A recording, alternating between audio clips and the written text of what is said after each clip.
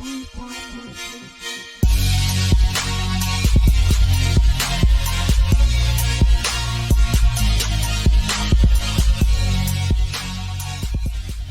back, everybody, to Legacy United, a Righteous Project Inc. podcast. I'm your host, Billy Wayne, here with Vanisha Lockett Brown, Dr. Vanisha Lockett Brown, with her Ph.D. and M.P.H. as well. And very special guest today, so I'm so happy that you made it today. Say hello to our guest real quick. What's up, everybody? How's it going? So thank you so much. I know, I just talked about this, but I appreciate you taking the time to join us today to share your story. And basically what we do here is we share success stories, things that you had to go through, obstacles that you had to overcome to get to where you are today, right? So that's what it's all about, is sharing that information, share those stories with people that can relate to you, so there might be somebody that is in the same situation or looking to do things that you have accomplished and just want to hear it, for somebody that they that they feel like they know. So what I'm going to do, I'm going to toss it your way. I'm going to have you start from the beginning. So go ahead and share with us your story. All right. So again, thank you, Mr. Billy Wayne, for having me on your episode this evening or whenever this will be broadcasted. It is truly a pleasure and an honor and a pleasure to be here with you virtually, just to talk about my life. And it's especially an honor, and I might get emotional because you're saying success story, because I never really think about it like that. I just feel like, I've been blessed to be here on this earth, to share my gifts with those around me, my family, my students, anyone who comes into contact with me. And so thank you again for that. I really appreciate that compliment. So let's talk about Dr. Vanisha Lockett Brown. Let's talk about it. And as you noticed, I have two last names because we're going to dive into that tonight as well. No, I'm not married, but I have two last names. And I'll tell a funny story about my life. But again, I am Dr. Vanisha Lockett Brown, hailing from Belle Glade, Florida. Where is that? It is a small city located about 35 miles west of West Palm Beach, Florida. We are known for our agriculture. So we are an agricultural city, as well as we have a lot of athletes. A lot of pro athletes have been born and raised here in Belle Glade, Florida, also known as Muck City. So special shout out to my Muck City family. So I was born and raised in Belle Glade. And going back, we are known for agriculture, specifically sugar cane. Much of the sugar that's produced and that we actually buy in the stores is actually produced right here in Belle Glade, Florida, and the surrounding areas around Lake Okeechobee. And if you want to know where that is, if you look at the state of Florida on a map, there's a little circle there at the bottom, a large circle. That's Lake Okeechobee, and our communities are around the lake. So a little bit of a geography lesson. Excuse me. So born and raised here. And the house that I'm in right now was the house that I came home. When I came home from the hospital back in the 70s, I landed right here, and I've been here since that day. Now I've moved around a lot, but home is here. So I'm happy that our house is still standing. We still have the same phone number that we had since I've been in the first grade. But we'll dive deeper into that. So more about me. My parents, the late Mr. and Mrs. Vance and Takeda Lockett Brown. Now, interesting story, they were teenage parents. My mom was 15 years old when she had me, and my dad was 17, fresh out of high school and ready to see the world. But oops, had something else in store.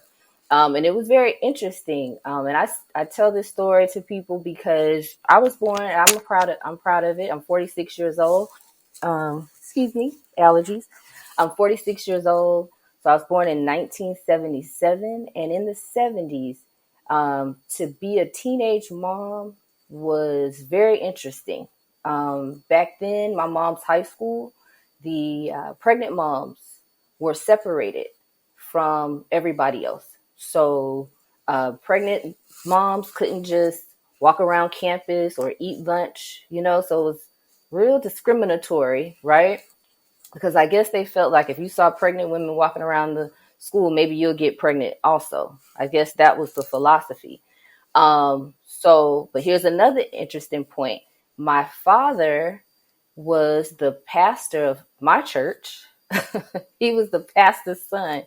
So can you imagine being a teenage mom who's pregnant from the pastor's son, whose stepmom is also a teacher at your high school? So it was like, whoa, what's going on, right? Um, we had a lot going on.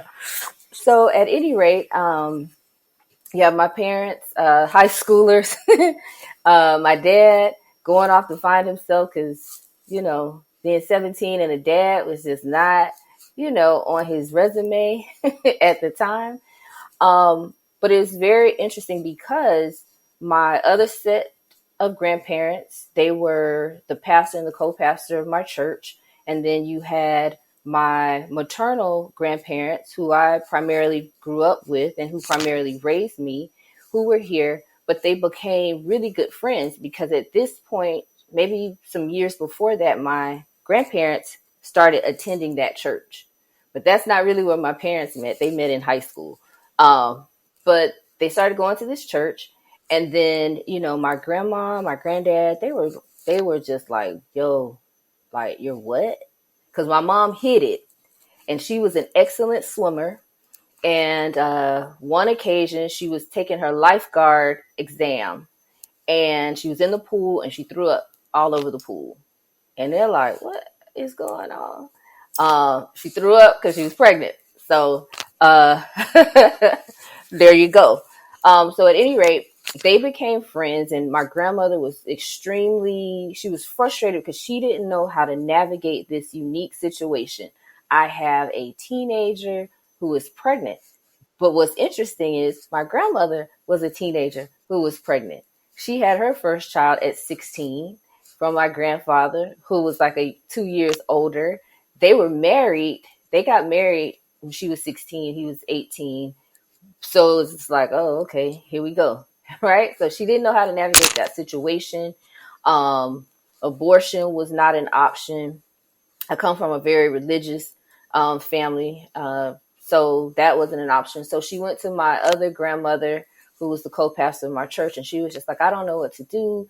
She's pregnant. Oh my God, this is so embarrassing. What am I going to do? Right. And so my grandmother, they sat, they prayed, and she was like, we're not going to do anything. We're going to support her.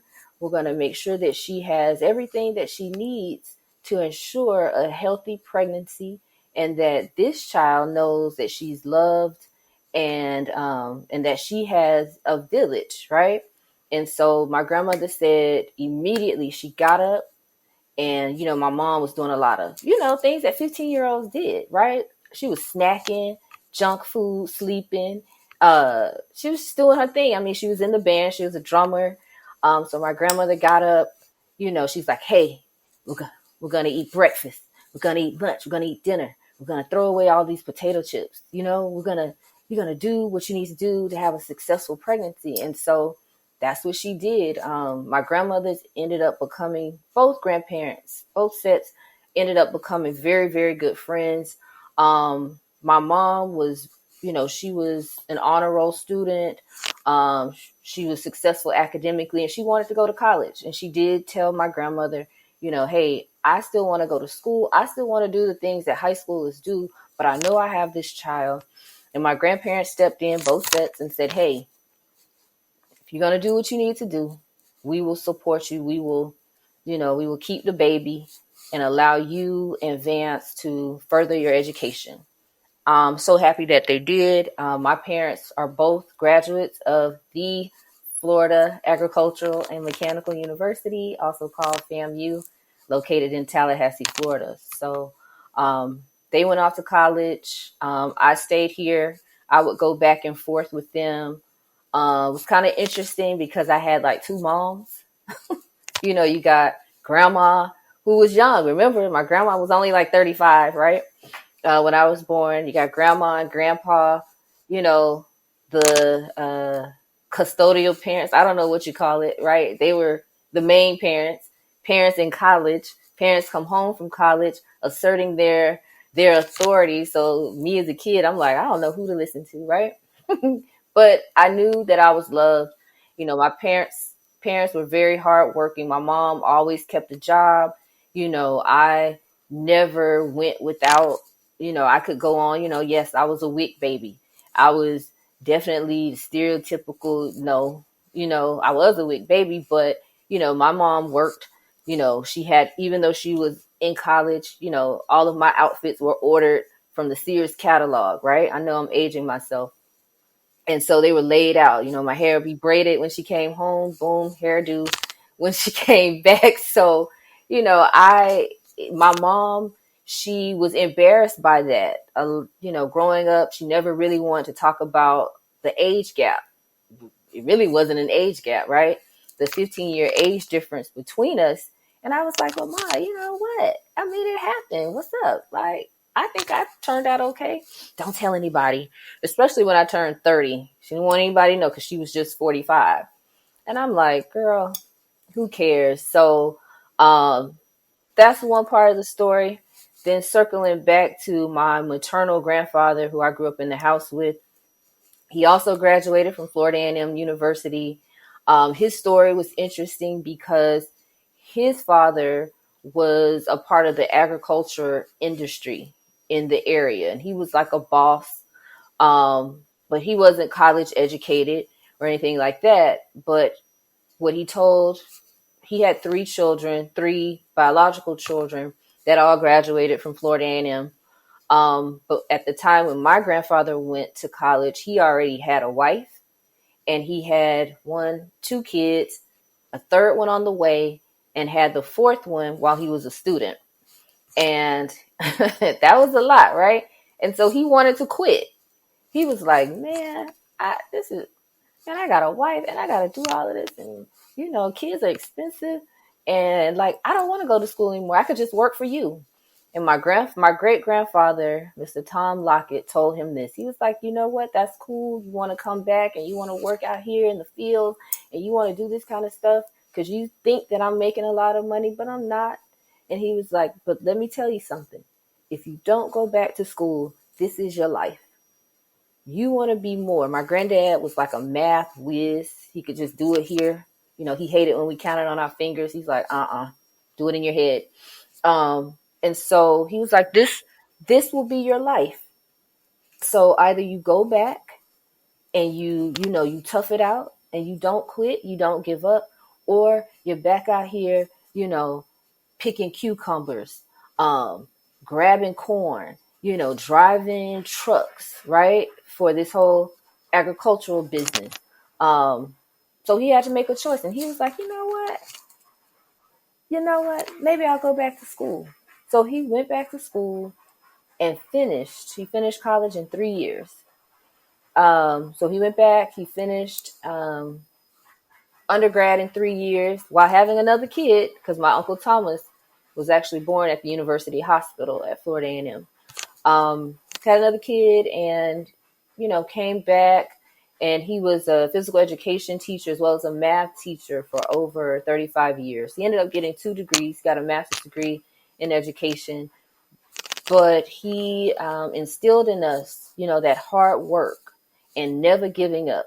He instilled that in my mom, her siblings, and me, because he didn't believe in like lying around and not doing anything. He gave us 2 rules: either you work or you in school, but you're not gonna just lay up in the house and like do nothing. He was like, no way. And then, we'd be like, Dad, da, da, da, da, da, we can't do this. And he'd tell us, I graduated in 3 years. So what's your excuse? God dang it. You can't win, right? You can't win that argument. So I'm very appreciative of those life lessons, through him and my other grandfather who had a similar path. He went to college for a little bit, but that wasn't his calling. The ministry was his calling eventually. But he married an educator, so and then circling back to my parents, they graduated from Florida A&M. They graduated at the same time, and then they got married, and that was hilarious. They got married in 1986, so shortly after college. And then, so I was born Vanisha Lockett because that is my mother's maiden name. And teenage parents, y'all know how that goes, right? Sometimes daddy is there to sign, sometimes he's not. We're not judging. Um, and this particular instance, he wasn't. So I went through life, the first 8 years of my life, as VL Vanisha Lockett. And then eventually, before they got married, I had an amended, birth certificate my dad signed, and then my name was changed to Lockett Brown. The judge didn't drop it. He just added to it. So that's why I go by VL Brown. That's what you see on Facebook, right? So yeah, they got married. I lived with them for a little while. And then eventually I came back home because my parents were young parents. And I just felt like I felt more at home at grandparents' house. And it wasn't about being spoiled, or it wasn't about any of that, the typical, going to grandparents' house. It's the structure. Like, I'm a very structured person, and my grandparents had a little bit of time to figure it out. My parents were figuring it out. Like, they had been dating off and on since they were 14, but now they were living in the same house and married. And I felt like they needed to get to know each other a little bit better. So I was back and forth. And so, that was, the beginning. I eventually graduated from Glade Central Community High School. I graduated number 2 in my class. I then attended Florida A&M University, majoring in health education, with the specialization in exercise science. Didn't quite know what I wanted to do with that degree. I just knew that I liked it. I was accepted into our Master of Public Health program at FAMU. Got a scholarship, did my 2 years, earned a Master of Public Health in Epidemiology, which is the study of the determinants and the distributions of disease and how it affects human populations. So did that, and then didn't quite know what I wanted to do after that. Yeah, because some people ask me, "Oh, is that the skin?" And I'm like, "Nope, not yet." But think more of epidemics. Um, so I did that, and then didn't quite know what I wanted to do with my life, because I was just out here. I was making a little money, thought I was making big money, but it was little money. I was working like 3 jobs. I worked at TJ Maxx throughout college, undergrad, grad, and then on the side, because I don't even know if it was about making money or making money in there that I could spend in store. I just really loved the job and the people and the engagement. So kind of kept that up, but didn't quite know. And my mentor stayed on me, and his name is Dr. Brown. And he stayed. He's like, "Brown, you need to go back to school." Why? I'm balling out here. I got a 3-bedroom townhouse. We were paying like $9.90 a month, split 3 ways, right? So we just, we were living, right? In a college town. It's a college town though, right? So living in this college town, had a significant other. I was going to visit him, so I could do everything I wanted to do. But I mean, I wasn't really making money. It was just, I didn't have to spend that much because it didn't cost that much to live there. Anyway, he's like, "You need to be in school." I was like, I guess give me a while. He's like, "So what are you going to be doing anyway? What are you going to be doing?" I said, "It's going to take 5 years. It's going to take 5 years of my life." What? He was like, "Well, 5 years are going to go by anyway. Are you married?" "No." "You got kids?" "No." "So what's up?" I was like, man, later. So I worked for the institution for 2 years, the program that I graduated from, the Institute of Public Health. I worked there for 2 years as a research assistant and research coordinator on several projects. And, after about a year and a half, I sat there and I was like, you know what? I am doing all of the work and getting this much of the credit. Something has to shake. And I was like, at that moment, I got myself together and I was like, I'm going to apply to graduate school. I knew that I was gifted enough. I knew that I had, the skills necessary. I don't think that I was mature enough at that moment to be in someone's doctoral program. I honestly, I just didn't feel like it either. Like I went 5 years of undergrad because it took me a little longer because I had to pay for it. In the beginning until I got a scholarship, long story. And then I graduated August 4th of 2000. And then I was back in school like August 14th, 2000, right? So I never had a break. So I was honestly just tired. I didn't want to learn anything else.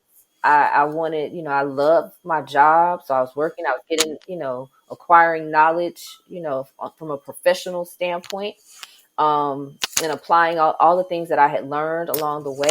And I was like, I don't want to go back right now. I don't feel like it. That was my attitude. But then I got a reality check because sometimes, we tell students, because sometimes college isn't for everybody, graduate school isn't for everybody, doctoral programs, they're not for everybody.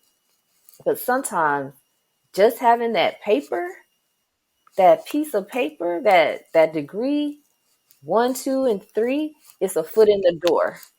And so at that point, I was making, big money, right? But I had to have 3 jobs to supplement the life that I wanted to live at that moment. And then I was doing a lot of the work, getting this much credit, and all the PhDs were like, oh, their names are like this. My name is like this. Like 14-point font, 8-point font, right? And I was like, I want better because I felt like I was a star in my own right? So I got to do something different. So what did I do? Boom. I applied to graduate school. I got accepted into 2 of the 4 schools that I applied to because their applications are expensive. Application fees are not cheap even then. And I earned a full scholarship to the University of Pittsburgh's Graduate School of Public Health, where I earned a Ph.D.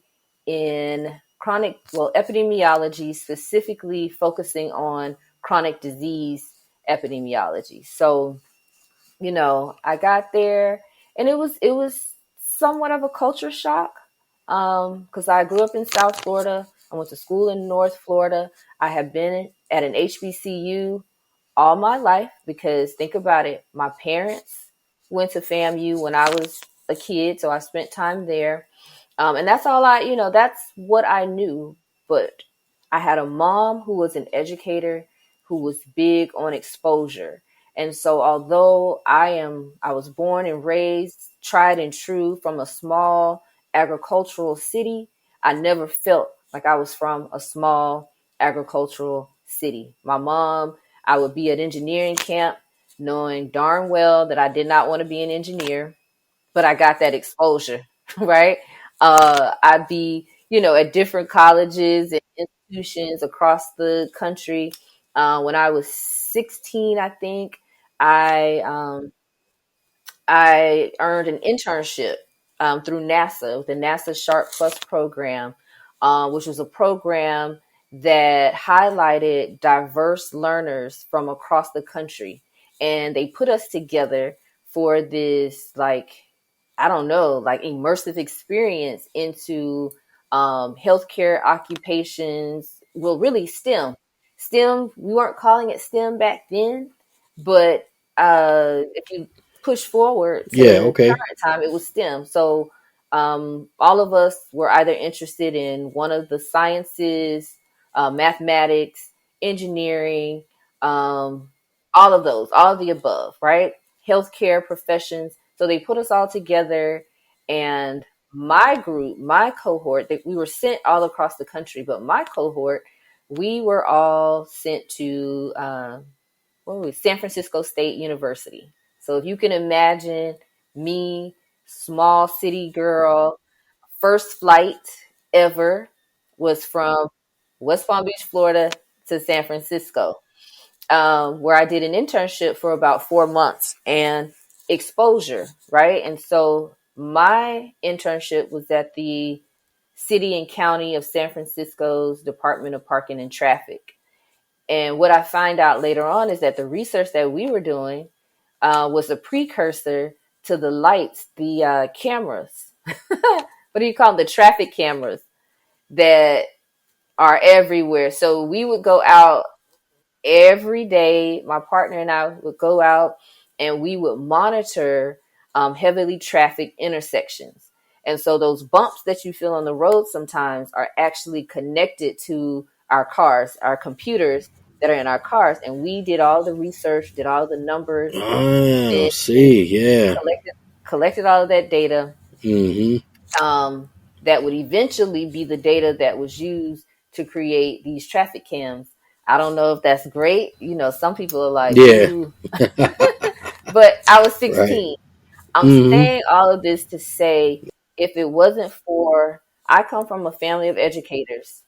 My mom was an educator, my father, my grandfather, my other grandmother, my dad's biological mom. And so for me, even coming from this small agricultural city, you know, where they only know you if you play sports, right? Because we've had, you know, NFL players left and right come through here, collegiate athletes, and sometimes academic, you know, the light isn't shined so much. But I'm a living witness that there's much more to Muck City than playing sports. And I'm not knocking it because that's great, right? Because the sports might help you feed your family, but, you know, me teaching is helping me feed my family, right?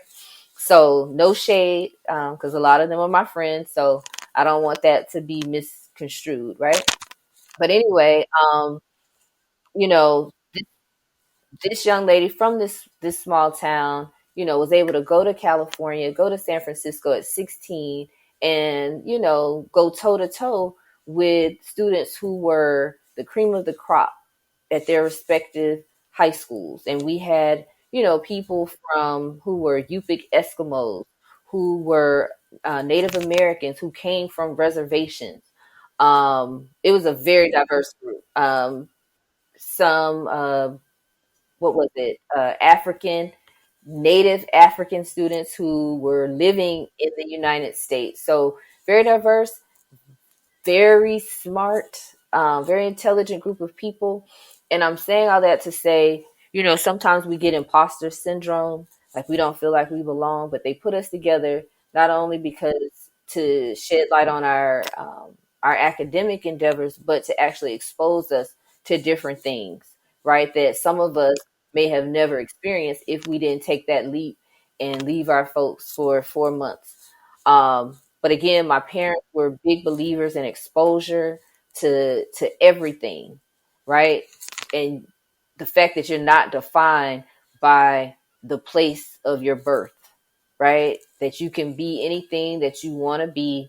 Um, you don't have to make excuses or anything. Just do it. You know, if you work hard, you know, I tell my students, you know, everything that you do, right, good or bad, you know, there's a consequence, right? So we do good things, we think good things should happen.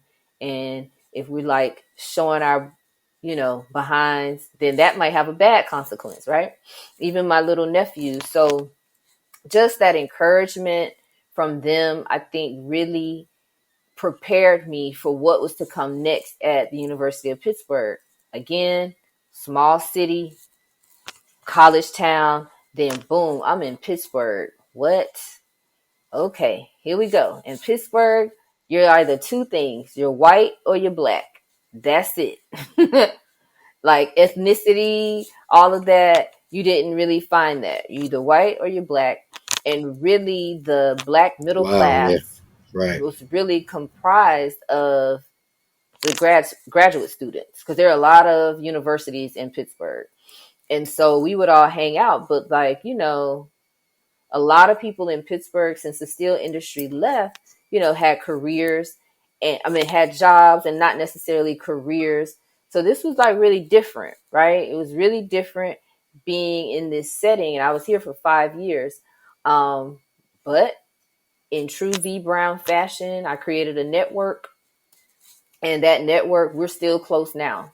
Like, we call ourselves the Pit Crew, because not only were we like classmates, but we became friends and then family, So some of us saw each other at a conference. We got to take a picture.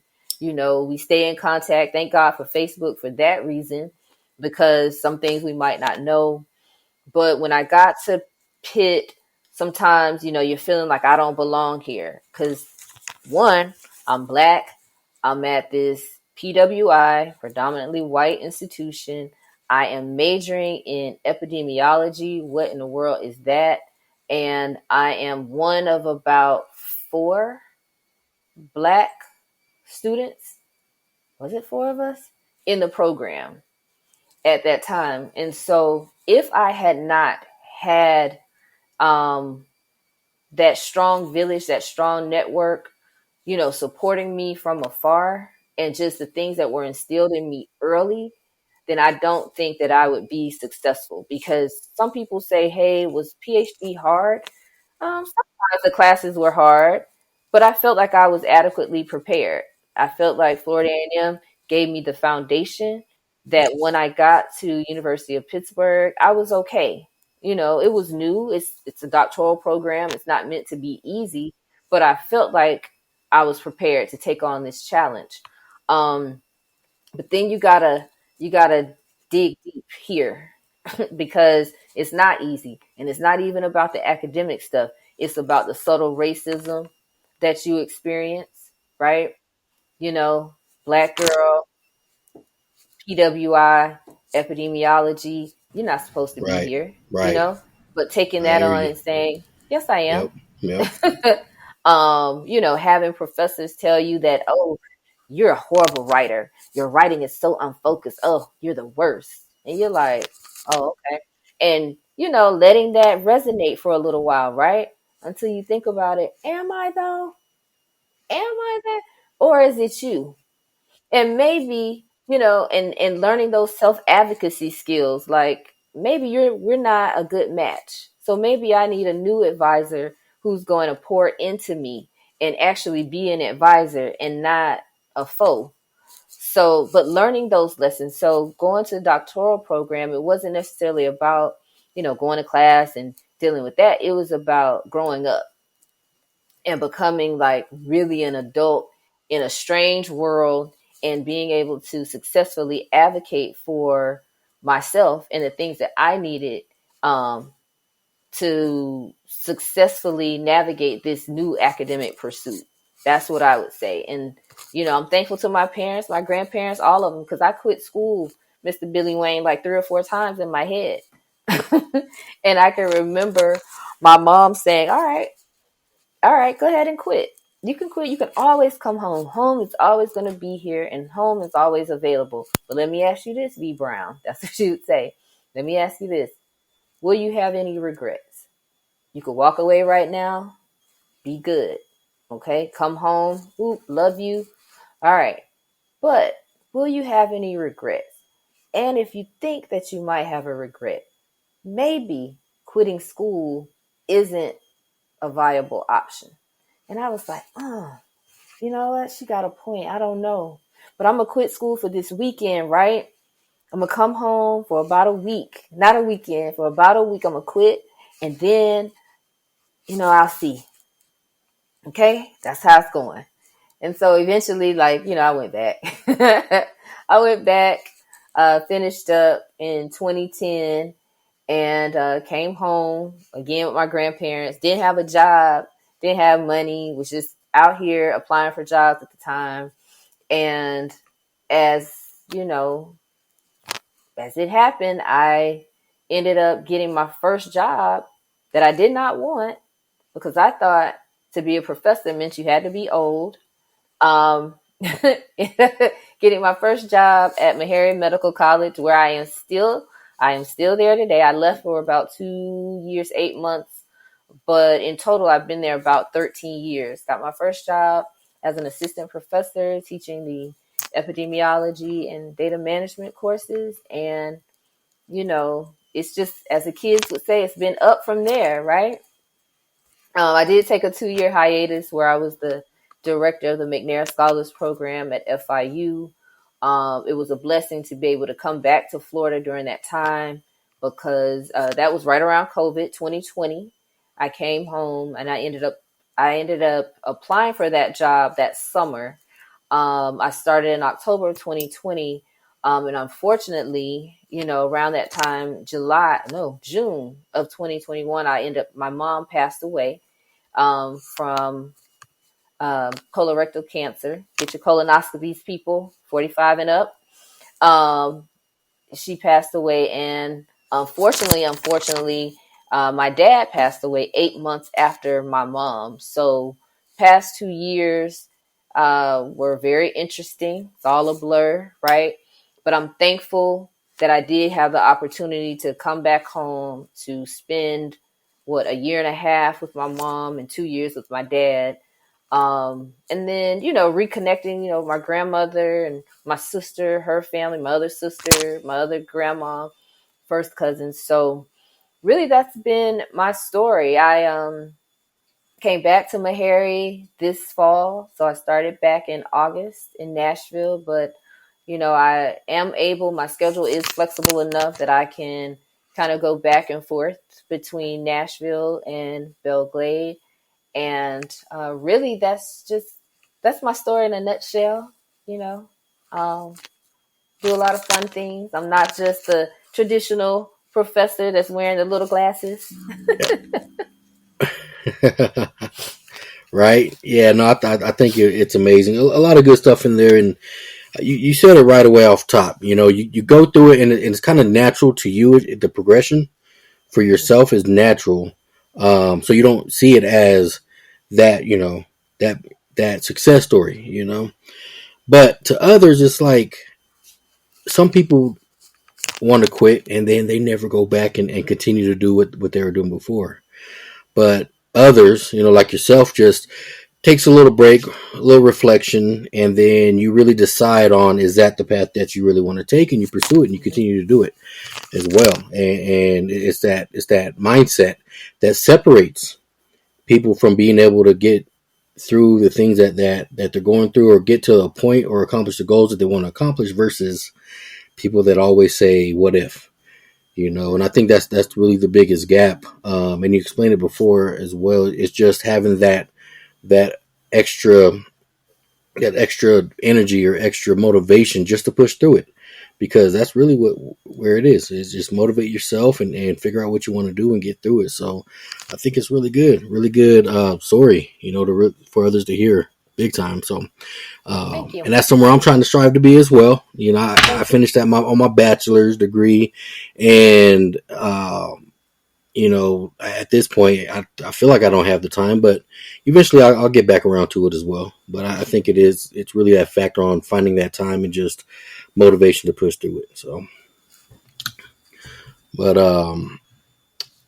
another thing I want to touch base on is when you're talking about your grandfather, reminded me of my pops. He was the same way after I graduated high school. It was work or go to school. But it wasn't just work or go to school. It was like, okay, now I'm going to school and I'm working. Okay, well, what else are you doing? Okay, well, let me try to get another job then. Okay, well, cool. You got 2 jobs and you're working. What else are you doing? So it was always, don't settle where you're at. Just keep pushing yourself further and further. And that really got me from working 2 jobs that working 80 hours a week, for working 2 jobs, to just working 1 job that gives me equal amount of pay for just 40 hours a week. Just trying to elevate myself to that next level. So I think that's where I got my motivation from. But it reminds me of what you're saying about your grandfather too. So, but yeah, that was important, big time. My mom, her one thing that she would say, especially to younger cousins coming up because I'm the oldest child and I'm the oldest grandchild. So a lot of pressure there, right? The next person after me is actually like 12 years younger. And then my sister, who's about a month younger than her. So I had a lot of time with them on my own, a lot of one-on-one time. But my mom, her number one question to any young person, she's like, "Oh, I guess you eating steaks and potatoes, huh? Because you don't seem hungry enough." And you can take that exactly, you know what I mean? It was a metaphor. Because she was like, because it looks like you're not eating ramen noodles. It's like you eating filet mignon. Because if you ain't hungry, then, then what's up? Right? And so she would always tell me that, like, stay hungry. You got it, but stay hungry. Which told me, never be complacent. You could have a good job today and not have that same good job tomorrow. But if you're consistent in everything that you do and you continuously work hard, you know what I mean? All of that, it pays off in the long run. So she would tell me, like, I could ace an interview. Like, I could just like, ooh, I got it. It's my job. And then she would hit me with, but can you take a no? Can you take a no? And I'm like, what do you mean? Can I take a no? What if they tell you no? Does the world end? Or do you keep pressing? And I'd say, you know what? I can take a no, because if it's not for me, then all right. But guess what? You know what? I prepared for this job. I've done everything. Like, I've done above and beyond, right? So honestly, I feel like it's my job to lose. And they're going to regret not hiring me. Not the other way around. I said, but if it's not meant for me to have, then I won't.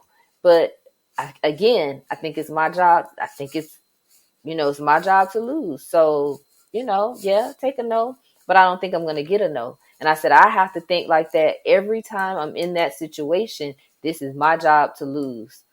I'm going in a winner. And she was like, oh, okay. I like that. I like that. Stay hungry. So it's just funny, we hear these things that our parents have said to us and how they are ingrained forever. So, yeah, just thought I'd share that.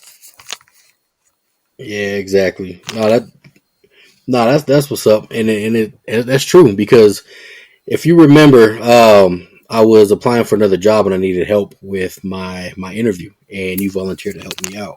I did. And we were going through the interview, and I was doing the presentation, and you gave me a lot of pointers, and I was very excited. I was ready to go. I had my heart pumped up and confident. I felt like I was as ready as I'll ever be, right? And I went through and I got through three of the levels of interviews, and I went on vacation. I went on vacation. I was like, got it. No matter what, they're gonna give me a call within a few days. I'm gonna have this new job when I get back from vacation. I'm going to, start something fresh and new.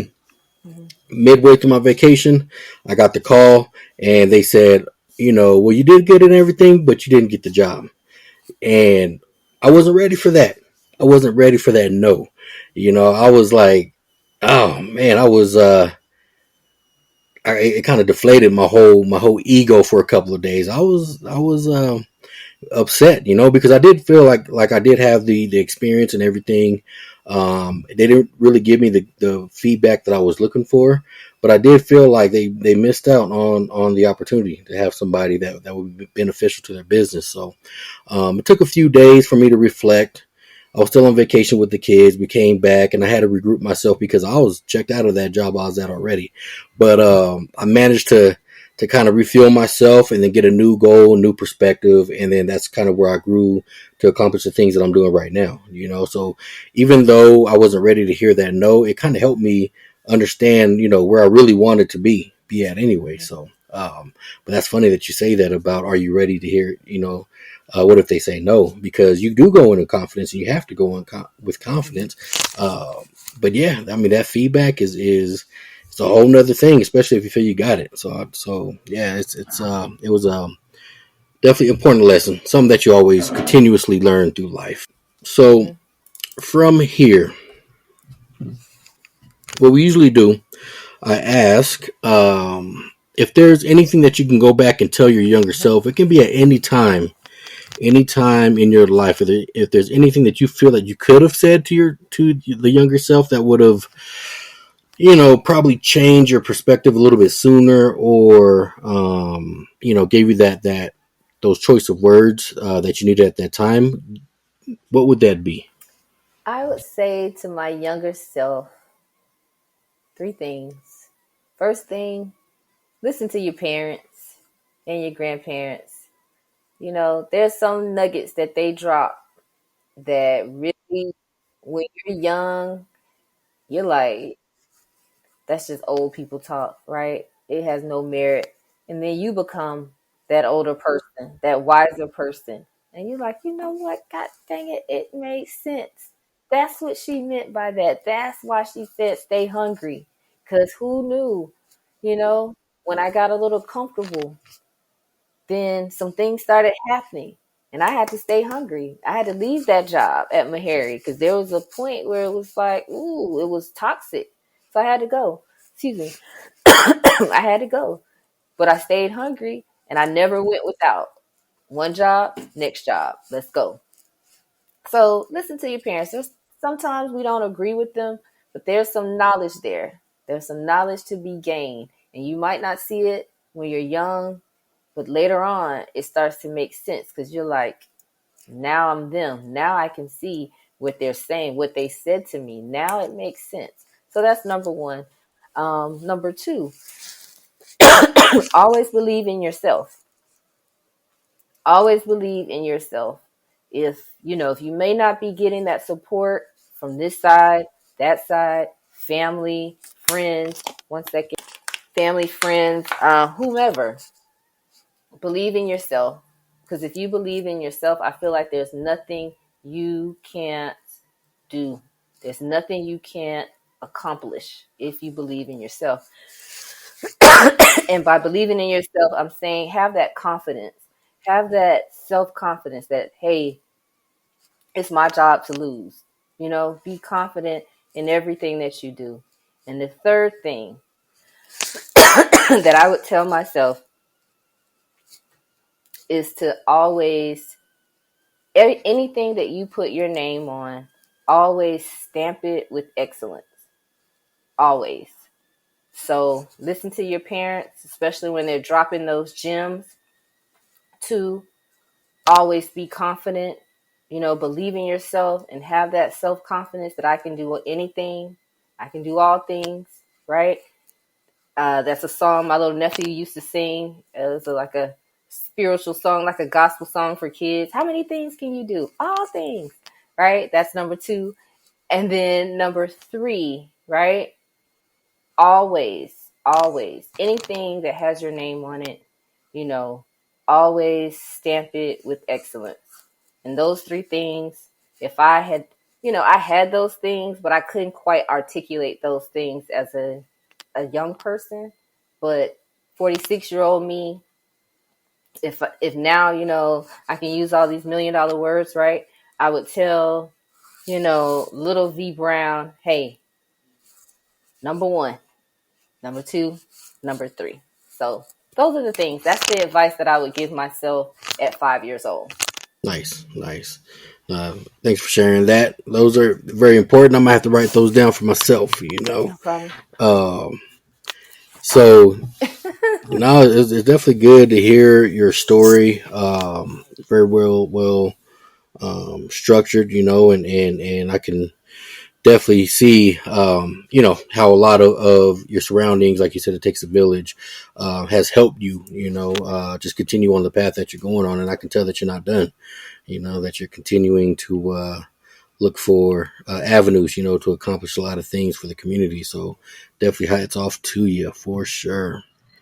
Thank Is there you. anything, any last thoughts that you wanted to share with the audience at all? Um, We Not share quite a really. bit. We share quite I a know bit. we did. I think I covered it all. Again, for the young people listening, Yeah. regardless of your Hmm. situation doesn't define who you are, and it doesn't define your destiny. Again, like I said, you can do anything you want to do, if you believe in yourself, and you just, you have that gumption to say, hey, this is what I want to do. Because I feel like there's nothing that I can't accomplish. Like, I'm not a plumber, but like, I've taught myself how Right. to Yep. fix my grandmother's sink. So believe in yourself. Um, Yeah.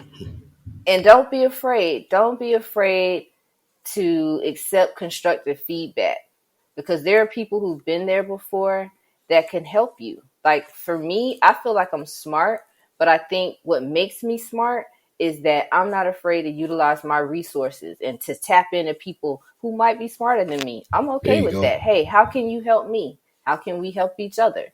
Right? So, yeah, that's what I would leave you all with. Just believe in yourself, have that confidence, and be excellent.